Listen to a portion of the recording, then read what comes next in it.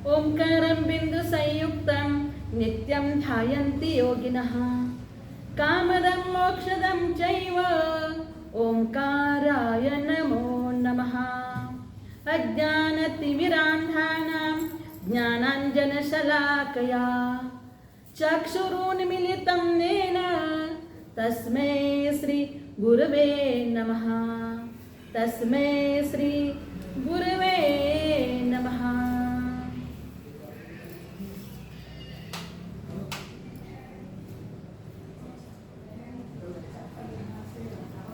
भगवानों, यहाँ पर आचार्य भगवान पूज्यपाद आचार्य इष्टोपदेश ग्रंथ में कह रहे हैं अतीन्द्रिय सुख और इंद्रियजन्य सुख, इसमें फर्क क्या है, ये सब बता रहे हैं।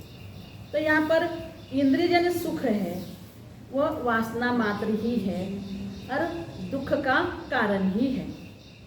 इसलिए किस प्रकार से दुख का कारण है वे छठे श्लोक में कहते हैं वासना मात्र में वैतत् सुखम दुखम च देहिनाम तथा विद्वे जयन्ते ते भोगा रोगा इवापदी।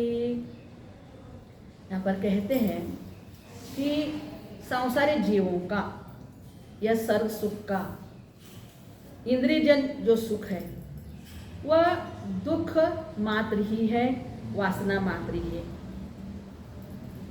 झूठी समझ मात्र मतलब भ्रम भरा संस्कार मात्र ही है, वो वास्तविक नहीं है। इसी से ये इंद्रियों के भोग आपत्ति के समय रोगों की तरह व्याकुल करते हैं। जैसे उसके लिए उदाहरण दिए हैं, किसी को खुजली रोग हुआ है और वह खुजली रोगी अपनी खुजली को खुजाने में उसको बहुत बड़ा शुरू में आनंद आ जाता है। खुजली खुजाते खुजाते पश्चात उसे बहुत दुख हो जाता है, पीड़ा हो जाती है, खून आने लगता है। इसी प्रकार से इंद्रिय सुख जो है, इंद्रिय सुख भी एक क्षणिक सुख है, थोड़ी देर के लिए आनंद आता है लेकिन पश्चात उसमें दुख ही उत्पन्न हो जाता है। जैसे देखें गर्मी है, उस समय पंखा बहुत अच्छा लगता है, स्पर्शनेंद्रिय को पंखा अच्छा लगता है। अब वही बहुत देर तक पंखे में बैठ गए दुखदायी होता है। रसनेंद्रिय को रसगुल्ला खाने में आनंद आ जाता है, लेकिन खूब खाने से क्या हो जाता है, फिर शुगर हो जाता है, दुखी हो जाते हैं। सुगंध घ्राणेंद्रिय भी ऐसी बात है, चक्षु इंद्रिय भी ऐसी बात है। जैसे देखो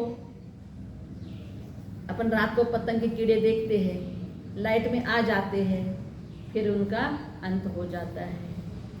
कर्णेंद्रिय के अधीन होकर हिरण है, सांप है, बस आवाज संगीत ध्वनि में सुनते रहते हैं और उसी को पकड़ लेते हैं। तो एक एक इंद्रिय में फंस जाते हैं। तो अपन तो मानव पांचों इंद्रियों में फंसे हुए हैं। इस प्रकार से इंद्रियजन्य सुख जो है दुखदायक ही है। तो देखिए समुद्र का पानी पीने से प्यास बुझती है क्या? नहीं। ऐसे ही इंद्रियजन्य सुख वास्तविक सुख नहीं है, सुखाभास है। तो अपने को क्या करना चाहिए? कुछ तो पुरुषार्थ करना ही चाहिए। कहते भी है जीवन में कुछ करना है तो मन को मारे मत बैठो, आगे आगे बढ़ना है तो हिम्मत हारे मत बैठो।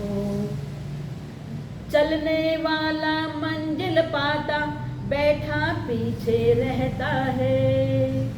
ठहरा पानी सड़ने लगता, बहता पानी निर्मल होता है। चलो कदम से कदम मिलाकर, दूर किनारे मत बैठो। आगे आगे बढ़ना है तो हिम्मत हारे मत बैठो। देखिए, अपने को पुरुषार्थ करना है, सम्यक पुरुषार्थ करना है। सम्यक पुरुषार्थ करते समय धैर्य रखना चाहिए, पुरुषार्थ करना ही चाहिए। कैसा होगा, कौन क्या कहेंगे, अगर ऐसा विचार, नेगेटिव विचार आ जाते हैं तो कभी भी अपन पुरुषार्थ की सिद्धि नहीं कर पाते हैं। अगर अपने को ध्येय को देखकर सम्यक पुरुषार्थ करते जाते हैं, पुरुषार्थ करते रहो, मन एकाग्र करते हो, कौन क्या करे उसकी तरफ मत देखो, अपने को पुरुषार्थ करते रहना है। और पॉजिटिव थिंक से पुरुषार्थ करते हैं तो अपने को विजयश्री कार्य सिद्धि हो ही जाती है। तो देखिए, यहाँ पर कहते हैं कि इस प्रकार से हम अनादिकाल से पुरुषार्थ, काय में पुरुषार्थ कर रहे हैं, इंद्रियजन सुख में ही पुरुषार्थ कर रहे हैं, लेकिन अपने आत्मिक सुख में पुरुषार्थ नहीं करते हैं। अगर आत्मिक जन्य पुरुषार्थ में करना है तभी इस जीव को सुख शांति मिलने वाला है। तो यहाँ पर कहते हैं कि इस जीव को आत्मिक पुरुषार्थ क्यों नहीं कर रहा है, अंतरंग में पुरुषार्थ क्यों नहीं कर रहा है, सम्यक दर्शन ज्ञान चारित्र की पुरुषार्थ क्यों नहीं कर रहा है, बाहर बाहर भी भटक रहा है, इसका कारण क्या है? तो कहते हैं मोहेन समृतम ज्ञानम स्वभावम लभते नहीं, मत्ता पुमान पदार्थानां यथा मदन को द्रवही। नियम से, मोह से समृद्ध ज्ञान स्वभाव को, अपने आत्म स्वभाव को प्राप्त नहीं होता। क्या हुआ है? देखो, सहस्र रश्मि है, सहस्र रश्मि, दिवाकर, सूरज, उसका उजाला कितना है, खूब प्रकाश है। लेकिन जब मेघ आ जाते हैं ना, मेघ आ गए तो क्या हो जाता है, उसका प्रकाश छिप जाता है। सूर्य ग्रहण, चंद्र ग्रहण जो है, राहु केतु आड़ आ जाता है, तब क्या हो जाता है, उसका उजाला छिप जाता है। ऐसे ही यह जीव, संसारी जीव, अज्ञानी जीव मोहनी कर्म के निमित्त से, मोहनी कर्म के उदय से क्या हो रहा है, इसका मूल स्वभाव जो है, इसका स्वरूप के ऊपर ध्यान नहीं जा रहा है। तो मोहनी कर्म के उदय से इसका यथार्थ स्वरूप ढक जाता है, यथार्थ स्वरूप को जान नहीं पाते।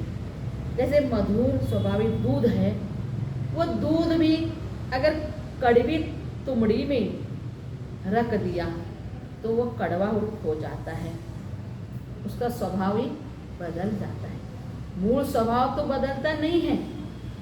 जैसे पानी है, पानी का स्वभाव शीतल है, अग्नि के संपर्क से पानी गर्म हो जाता है, परंतु अग्नि का संपर्क हट गया तो फिर जैसे के वैसे शीतल ही रह जाता है। ऐसे अपन आत्मा का स्वभाव भी चैतन्य स्वरूप ही है, अनंत शक्ति है, लेकिन अपन अनंत शक्ति है, उस अनंत शक्ति को देख के, अपने ज्ञाता दृष्टा स्वरूप को देखकर पुरुषार्थ करते हैं तो अपनी स्वात्मोपलब्धि हो जाती है। लेकिन करता क्या है, शराबी, शराब पीता है तो उन्मत्त हो जाता है, कभी सही को सही भी बोलता है, कभी सही को गलत भी बोल जाता है। इसलिए शराब की नशा चढ़ जाती है तो अपन भूल जाता है अपन कहाँ है, यही वो भूल जाता है। वह शराबी जैसे भूल जाता है ना अपने स्वरूप को, ऐसे ही अगर समझो वो शराब की नशा 1 घंटा 2 घंटा या समझो दिन भर रह सकता है, लेकिन मोहनी कर्म का मोह रूपी मदिरा जो जिसने पिया है, मोह रूपी मदिरा की नशा, ये संसारी जीव के ऊपर जो नशा चढ़ी हुई है, मोह रूपी नशा, वो अभी तक उतर नहीं रही है। दर्शन मोहनी की नशा, देखो उस मिथ्यात्व के कारण ही ये जीव भटक रहा है। सच्चे देवगुरु शास्त्र पर श्रद्धा नहीं हो रही, अपने आत्म पर ऊपर श्रद्धा नहीं है, 7 तत्वों पर श्रद्धा नहीं कर रहा है। किस कारण? दर्शन मोहनी की नशा चढ़ी है। तो इसीलिए इस जीव को 25 दोष रहित अपनी आत्मा पर श्रद्धा करनी चाहिए। एक बार समीचीन दृष्टि आ गई तो वो आगे बढ़ने लगता है। अब यहाँ पर कि कहते हैं अमूर्त आत्मा मूर्तिमान कर्मों के द्वारा कैसे ढक सकते हैं? आत्मा तो अमूर्तिक है, अमूर्तिक आत्मा मूर्तिमान कर्मों से कैसे ढक सकता है?